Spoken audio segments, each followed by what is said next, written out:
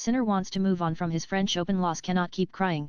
Jannik Sinner expressed his intent to delete the memory of his 5 set loss to Carlos Alcaraz in the Roland Garros final on Sunday, after the world number 1 missed 3 championship points, allowing the Spaniard to stage a remarkable comeback and seize victory. Sinner appeared poised to claim his first French Open title with Alcaraz serving at 0-40, trailing 35 in the 4th set. However, the reigning champion managed a determined hold and pushed the match to a deciding set via a tiebreak. Obviously this one hurts.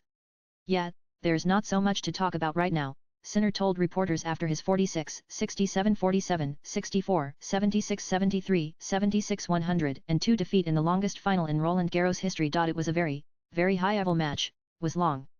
Yeah, and it happens.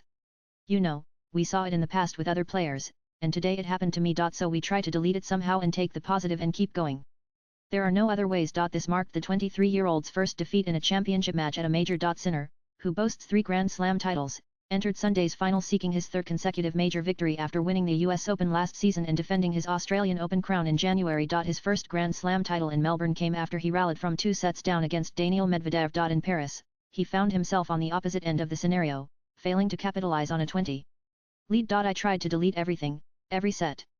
In Grand Slams, you try to start from zero again, Sinner explained about his mindset ahead of the deciding set. You know, I was of course disappointed about the 4th set and match points and serving for the match.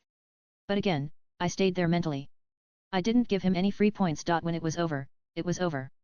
That's a different feeling, different things coming through your mind. So, yeah, you cannot change anymore when the match is over.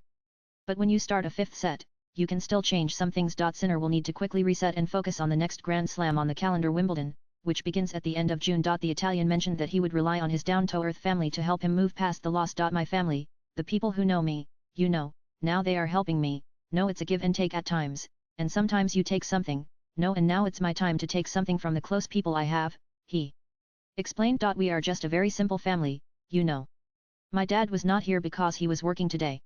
Nothing of our success changes in the family. It hurts, this yes, but in another way you cannot keep crying, you know, so it happens. The matchup was the eagerly anticipated first meeting of the 2 rising stars of men's tennis in a Grand Slam final. And it more than lived up to the expectations as 22-year-old Alcaraz and Sinner delivered one of the all-time great matches in tennis history. It's good to see that we can produce tennis like this, because I think it's good for the whole movement of tennis and the crowd, said Sinner. Swipe left for next video. It was a good atmosphere today, no, and also to be part of it, it's very special.